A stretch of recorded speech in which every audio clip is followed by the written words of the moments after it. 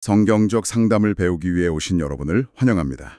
오늘은 에드 웰치의 Scripture is about our shame 영상을 살펴보도록 하겠습니다. 네, 우리 안에 깊은 감정이지만 사실 잘 드러내지 않는 이 수치심에 대해 좀 깊이 파고들어 볼 텐데요.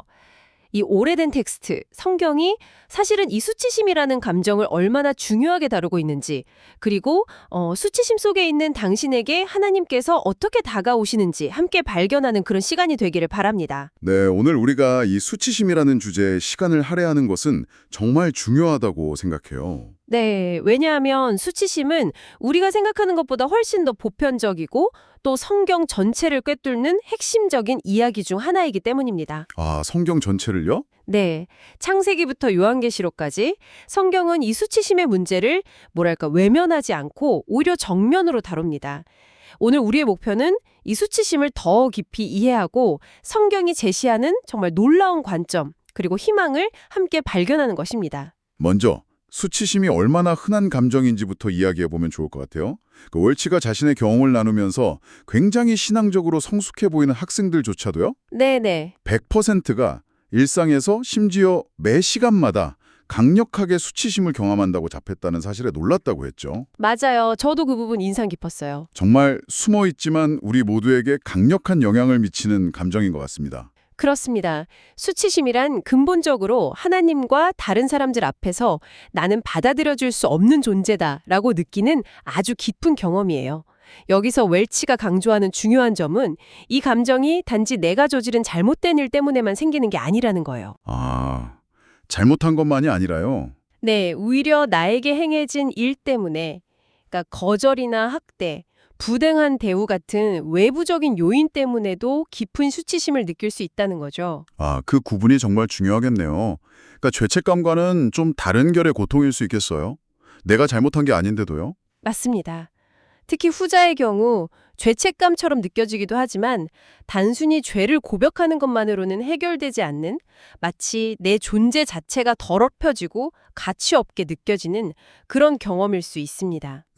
스스로는 결코 깨끗해질 수 없다고 느끼게 만드는 거죠. 성경은 이런 복잡한 수치심의 경험을 단순히 수치심이라는 단어 하나로만 표현하지 않는다고요. 여러 가지 생생한 이미지로 그려낸다고 웰치는 설명하는데요.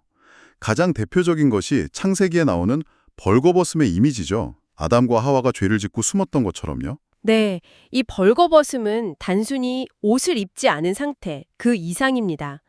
자신의 결함이나 약점이 드러나는 것에 대한 어떤 극심한 두려움, 모욕감, 숨고 싶은 마음을 상징하죠. 네, 웰치다 예로 든 것처럼 성적 학대를 경험한 여성이 마치 이마에 지울 수 없는 표식이 붙어서 모든 사람이 자신의 수치를 보는 것 같다고 느꼈다는 것, 그만큼 깊은 노출감과 관련이 있습니다. 아, 정말 가슴 아픈 이야기네요. 또 다른 강력한 이미지는 추방된 자의 경험이라고 하셨죠? 네, 아웃캐스트.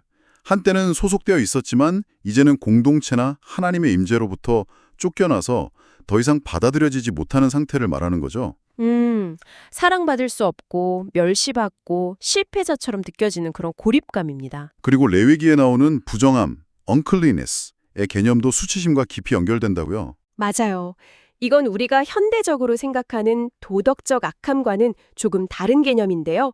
주로 죽음이나 특정 질병 같은 것들과 관련해서 하나님께 나아갈 수 없고 공동체로부터 분리되는 오염된 상태를 의미했습니다. 아, 분리되는 거군요. 네. 중요한 건 이 부정함은 스스로의 노력으로는 정결하게 될 수 없다는 무력감을 동반한다는 점입니다.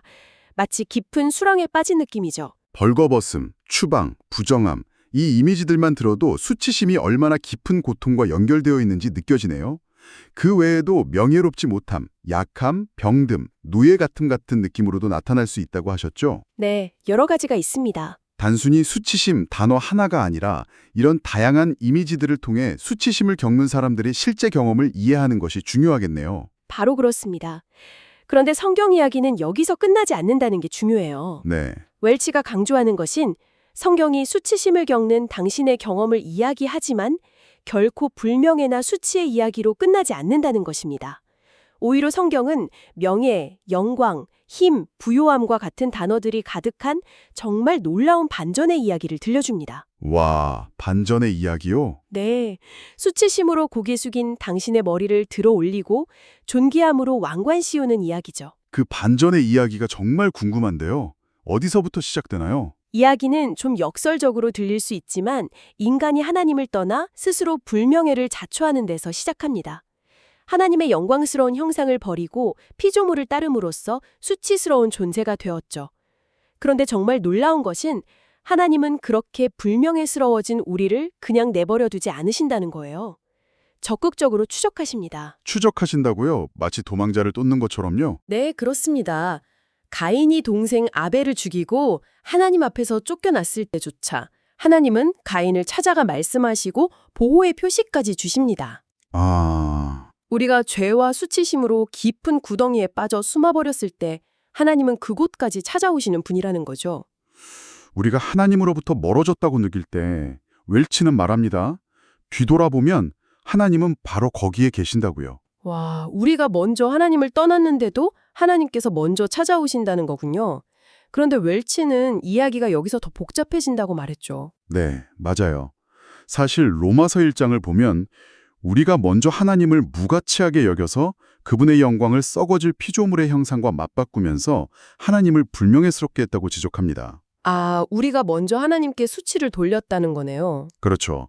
그럼에도 불구하고 하나님은 여전히 우리를 추적하시고 더 나아가 우리에게 명예를 부여하시기 시작합니다. 우리에게 명예를 부여하신다고요? 수치스러운 우리에게요? 어떻게 하게 반응하죠? 구약의 제사장직을 통해 그 그림을 보여주시는데요. 하나님은 제사장들에게 위엄과 아름다움을 나타내는 거룩한 옷을 입히라고 명령하시는데 출애굽기 28장에 보면 잘 나와 있죠. 네네. 그 옷의 어깨와 가슴 부분에는 이스라엘 12부족의 이름이 새겨진 보석들이 달려 있었습니다. 이건 하나님께서 당신을 포함한 그분의 백성 전체를 당신의 명예 안으로 끌어들이시고 존귀하게 여기신다는 것을 상징적으로 보여주는 거예요. 와, 심지어 이스라엘 전체를 제사장 나라라고 부르신 것은 이 명예가 특별한 소수만이 아니라 당신에게도 해당될 수 있음을 암시하는 것이죠. 하나님께서 우리에게 명예를 주신다는 개념 자체가 참 놀라운데요. 우리가 그럴 자격이 있어서가 아니라는 점도 강조되었죠. 맞습니다. 신명기 7장을 보면 하나님께서 이스라엘을 택하신 이유가 그들이 다른 민족보다 수가 많거나 뛰어나서가 아니라고 분명히 말씀하세요. 아, 그럼 뭐예요? 오직 그분께서 그들을 사랑하기로 선택하셨기 때문입니다. 우리의 조건이나 자격 때문이 아니라 하나님의 주권적인 사랑의 선택이라는 거죠. 그러니까 당신이 먼저 사랑스러워지거나 명예로워질 필요가 없다는 뜻입니다. 오히려 순서가 반대네요. 우리가 하나님을 바라볼 때 그분의 명예와 광채가 우리에게 임한다는 거죠. 시편 34편 5절 말씀처럼요. 정확합니다. 그들이 주를 앙망하고 광채를 내었으니 그들의 얼굴은 부끄럽지 아니하리로다. 핵심은 누구와 연결되어 있는가입니다. 연결이요? 네. 웰치는 결혼 비유를 사용하는데요. 명예로운 가문의 사람과 결혼하면 그 가문의 명예를 공유하게 되고 부유한 사람과 결혼하면 그 부유함을 공유하게 되는 것처럼 가장 영광스럽고 명예로우신 하나님과의 연결이 우리에게 그분의 명예를 가져다 준다는 것입니다. 그 연결의 힘이 수치심을 이긴다는 구체적인 예시도 있었죠. 이사야 54장에 나오는 아이를 낳지 못하는 여성 이야기요. 네. 고대 사회에서 아이를 낳지 못하는 것은 여성에게 정말 극심한 수치심과 슬픔을 안겨주는 일이었거든요. 그렇죠. 그런데 하나님은 그런 여성에게 잉태하지 못하며 출산하지 못한 너는 노래할지어다 라고 말씀하십니다. 노래하라고요. 네. 그리고 그 이유를 이렇게 설명하시죠. 이는 너를 지으신 이가 내 남편이시라. 그의 이름은 만군의 여호와이시며. 당신이 누구와 연결되어 있는가? 바로 창조주 하나님과 연결되어 있다는 그 사실 자체가 당신의 상황과 감정을 압도한다는 것입니다. 와, 그 연결이 심지어 부정한 것을 거룩하게 만드는 힘까지 있다는 말씀도 인상 깊었습니다. 세상의 법칙과는 완전 정반대네요. 그렇죠. 보통은 깨끗한 것이 더러운 것에 닿으면 더러워지잖아요. 네. 근데 하나님의 영역에서는 반대입니다. 거룩하신 하나님과의 연결은 부정한 것조차 거룩하게 변화시킵니다. 이사야 55장에서 값없이 와서 포도주와 젖을 사라는 그 잔치의 초대는 바로 이런 하나님의 풍성함, 그리고 자격 없는 우리를 당신의 백성으로 삼으시는 그분의 은혜로운 소속감을 상징하는 거죠. 이런 구약의 예표들이 신약에서는 예수님을 통해 완벽하게 성취되는군요. 예수님의 사역 자체가 수치당한 자들을 향한 것이었다고요? 네, 그렇습니다. 예수님께서 공생애를 시락하시면서 선포하신 말씀, 누가복음 4장을 보면 잘 나타나는데요. 그분의 사명이 가난한 자, 포로된 자, 눈 먼 자, 억눌린 자, 그러니까 당시 사회에서 소외되고 수치스럽게 여겨지던 사람들을 향하고 있음을 분명히 알 수 있습니다. 만약 당신이 스스로 아무것도 아니고 실패자처럼 느껴진다면 예수님은 바로 당신을 주목하고 계신다는 강력한 메시지입니다. 단순히 주목하시는 것을 넘어서 적극적으로 그들과 어울리셨다는 점이 중요하죠. 세리 마태를 부르시고 소위 죄인들과 함께 식사하시는 모습, 누가복음 5장에 나오죠. 네, 당시 종교 지도자들에게는 정말 충격적인 일이었을 겁니다. 그랬겠죠. 예수님은 그렇게 하심으로써 스스로도 기꺼이 추방된 자의 자리에 서셨습니다. 그리고 바로 그 식탁, 그 교제 안으로 당신을 초대하고 계신 것입니다. 당신의 배경이나 상태가 어떻든 상관없이 말이죠. 누가복음에 나오는 두 여인의 이야기가 이 부분을 정말 잘 보여주는 것 같아요. 첫 번째는 죄 많은 여인으로 알려진 여성이 예수님께 나온 이야기, 누가복음 7장 말씀이죠. 네, 이 여인은 사회적으로 손가락질 받는 설안이었지만 담대하게 예수님께 다가가서 눈물로 발을 적시고 머리털로 닦으며 값비싼 향유를 붓습니다. 네. 예수님은 그녀의 믿음을 칭찬하시고 죄의 용서를 선언하시며 그녀를 많이 사랑하는 자로 세우십니다. 이 이야기는 진정한 명예와 용납, 정결함은 세상의 평가가 아니라 오직 예수님과의 관계 안에서만 발견될 수 있음을 극적으로 보여주는 거죠. 그리고 바로 다음 장, 누가복음 8장에 나오는 12해 동안 혈루증을 앓던 여인의 이야기도 빼놓을 수 없죠. 이 여인은 율법적으로 부정한 상태였기 때문에 정말 오랫동안 깊은 수치심과 고립감 속에서 살았을 텐데요. 그렇습니다. 그런데 이 여인이 믿음으로 예수님의 옷자락을 만졌을 때 웰츠가 강조하는 놀라운 교환, 익스체인지가 일어납니다. 교환이요? 네, 그녀의 오랜 부정함과 수치심은 예수님께로 흘러가고 반대로 예수님의 능력과 정결함, 그분의 명예가 그녀에게로 흘러들어와서 치유와 회복을 경험하게 됩니다. 예수님은 기꺼이 우리의 수치심과 부정함을 당신께로 가져가시고 당신의 거룩함과 명예를 우리에게 주시는 분이라는 것을 보여주는 강력한 장면입니다. 이 교환의 개념은 정말 중요하네요. 마치 우리가 예수님과 연결됨으로써 일종의 영적 면역력을 얻게 된다는 말씀처럼 드립니다. 네, 맞아요. 마가복음 7장에서 예수님은 사람 밖에서 들어가는 것이 사람을 더럽히는 것이 아니라 사람 안에서 나오는 악한 생각들, 즉 하나님을 거부하는 마음이 사람을 더럽힌다고 말씀하시거든요. 네. 웰치는 이것을 이렇게 해석합니다. 당신이 거룩하신 예수님과 연결되어 있다면 다른 사람이 당신에게 행하는 악이나 세상의 어떤 오염도 당신의 근본적인 가치나 정체성을 더럽힐 수 없다는 것입니다. 와. 당신의 존엄성은 이제 그리스도 안에 안전하게 보호받기 때문입니다. 물론 그렇다고 우리가 죄로부터 완전히 자유로워지는 건 아니겠죠. 여전히 발은 더러워지니까요. 맞습니다. 그래서 매일 발 씻김, 즉 죄의 고백과 용서가 필요합니다. 하지만 요한복음 13장에서 예수님께서 제자들의 발을 씻기신 것처럼 그분은 기꺼이 우리의 더러움을 씻기시고 우리를 깨끗하게 하시는 그런 겸손한 사랑을 보여주십니다. 그리고 이 모든 이야기의 절정은 결국 십자가군요. 예수님께서 우리의 죄뿐만 아니라 그 죄와 연결된 모든 수치심까지 다 짊어지셨다는 것. 그렇죠. 벌거벗음, 조롱, 버림받음의 극치를 경험하신 거죠. 그렇습니다. 십자가는 인간이 겪을 수 있는 모든 종류의 수치심의 총합과도 같습니다. 예수님은 바로 그 자리에서 우리의 모든 죄책과 수치심을 담당하시고 죽으셨지만 또한 죽음을 이기고 부활하심으로써 수치심의 근원인 죽음의 권세를 완전히 깨뜨리셨습니다. 십자가 이후 이제 세상의 가치관이 완전히 뒤집혔다고 하셨죠. 고린도전서 1장을 보면 하나님께서 세상의 기준으로는 약하고 천하고 멸시받는 자들을 택하셔서 강한 자들을 부끄럽게 하신다고요. 네, 이것은 정말 놀라운 반전입니다. 하나님 나라에서는 세상에서 추방당하고 무시받던 사람들이 오히려 환영받고 중심에 서게 됩니다. 아, 반면에 스스로 지혜롭고 강하고 명예롭다고 여기던 사람들은 그들의 자랑이 헛됨을 깨닫게 되죠. 이는 아무도 자신의 행위나 조건으로 하나님 앞에서 자랑할 수 없게 하시려는 하나님의 의도입니다. 이제 우리는 단순히 수치심에서 벗어나는 것을 넘어서 오히려 그리스도의 불명예, 즉 그분의 고난과 세상적인 수치에 참여하도록 부름받았다는 말씀도 인상적이었습니다. 히브리서 13장에 나오죠. 사도 바울이 그 대표적인 예고요. 빌립보서 3장에서 바울은 자신이 과거에 자랑했던 모든 세상적인 명예와 조건들, 가문이나 학식, 종교적 열심 같은 것들을요. 네. 그리스도를 아는 지식의 탁월함 때문에 이제는 배설물처럼 여긴다고 고백합니다. 배설물로요? 네. 그는 세상이 주는 덧없는 명예 대신 십자가에 달리신 그리스도와의 연합을 통해 얻는 참된 의와 영광을 추구합니다. 거룩하신 분과 연결되었기에 세상이 주는 수치심은 더 이상 그의 정체성을 규정하는 궁극적인 힘을 갖지 못하게 된 것입니다. 와, 정말 놀라운 이야기의 연속입니다.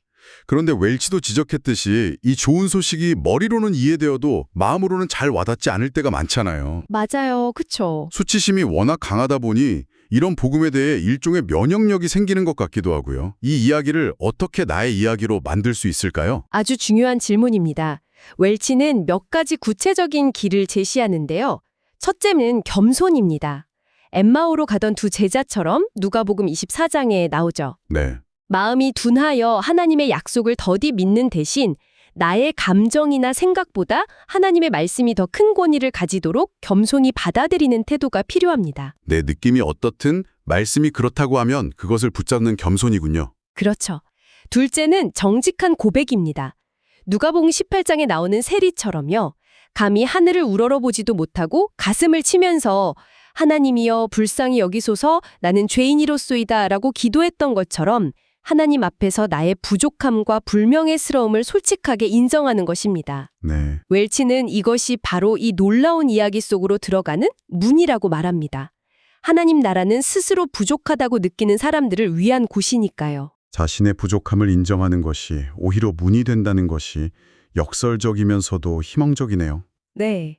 그리고 세 번째는 죄 많은 여인처럼 누가복음 7장에 나왔죠. 용서받은 경험이 사랑과 감사로 이어지도록 하는 것입니다. 네 번째는 혈루증 앓던 여인처럼 믿음으로 그분을 만지는 것입니다. 주님, 나는 당신과 함께합니다. 나의 진정한 명예는 세상의 평가가 아니라 오직 당신 안에 있습니다. 라고 고백하며 의지하는 것이죠. 아, 주님의 만찬, 성찬식에 참여하는 것이 그 좋은 예가 될 수 있습니다. 스스로에게 실망하고 부족하다고 느끼는 바로 그 사람들을 위해 주님께서 마련하신 식탁이니까요. 이렇게 은혜를 받는 것에서 그치지 않고 나아가 다른 사람들에게 흘려보내는 단계로 나아가야 한다고도 했죠? 맞습니다. 이제 우리는 나가서 다른 사람들을 두려움 없이 만질 수 있습니다. 고린도전서 7장에서 바울이 말한 것처럼 믿는 사람이 믿지 않는 배우자를 거룩하게 할 수 있는 것처럼 말이죠. 네. 왜냐하면 우리가 거룩하신 분과 연결되었기에 우리는 더 이상 오염을 퍼뜨리는 존재가 아니라 오히려 다른 사람들에게 그리스도의 정결함과 생명을 전하는 통로가 될 수 있기 때문입니다. 다른 사람들을 그리스도의 이 놀라운 이야기로 초대하는 것이죠. 마치 예수님을 3번 부인했던 베드로를 예수님께서 다시 찾아가셔서 네가 나를 사랑하느냐 물으시고 사명을 회복시켜 주셨던 것처럼요. 요한복음 21장이죠. 우리의 실패나 수치스러운 과거가 끝이 아니라는 거군요. 그렇습니다. 믿음은 단순히 수동적으로 받아들이는 것이 아니라 능동적으로 사랑하고 신뢰하고 도움이 필요할 때 솔직하게 구하는 것입니다. 오늘 우리는 에드 웰치의 통찰을 통해 성경이 수치심이라는 감정에 대해 얼마나 깊고 놀라운 이야기를 들려주는지 살펴보았습니다. 하나님은 수치심을 느끼는 당신을 외면하거나 정죄하시는 분이 아니라 오히려 당신을 적극적으로 추적하시고 예수 그리스도를 통해 당신과의 깨어진 연결을 회복시키시며 당신에게 그분의 명예와 영광 그리고 새로운 정체성을 주시는 분이라는 것을 확인했습니다. 네. 핵심은 내가 누구와 연결되어 있는가 하는 점이었습니다. 마지막으로 민수기 6장에 나오는 제사장의 축복을 기억하며 마무리하면 좋겠습니다. 아, 네. 여호와는 내게 복을 주시고 너를 지키시기를 원하며 여호와는 그의 얼굴을 내게 비추사 은혜 베푸시기를 원하며 여호와는 그 얼굴을 내게로 향하여 드사 평강 주시기를 원하노라. 수치심은 우리로 하여금 하나님과 사람들로부터 외면당했다고 느끼게 만들지만 이 축복은 정반대의 진실을 선포합니다. 네. 가장 높고 거룩하신 분께서 당신을 향해 그분의 얼굴을 드시고 당신을 주목하시며 당신에게 복과 은혜와 평강 주시기를 간절히 원하신다는 것입니다. 이것이야말로 수치심이 속삭이는 모든 거짓말을 완전히 뒤엎는 강력한 선언입니다. 네, 정말 강력한 약속이네요. 마지막으로 이 내용을 듣고 계신 당신에게 생각해 볼 질문을 하나 던져드리고 싶습니다. 하나님께서 불명예스러운 자를 높이시고 그리스도와의 연결을 통해 당신을 그분의 명예 안으로 초대하신다는 이 놀라운 이야기를 들으셨습니다. 네. 그렇다면 이번 한 주 동안 마음속에서 스물스물 올라오는 수치심의 목소리 대신 하나님과의 그 연결에 의지하기 위해 당신이 취할 수 있는 아주 작은 발걸음은 무엇일까요? 어쩌면 세리처럼 하나님 앞에서 당신의 연약함과 필요를 솔직하게 인정하는 바로 그 순간이 역설적이게도 하나님께서 주시는 참된 명예를 경험하는 시작이 될 수 있지 않을까요?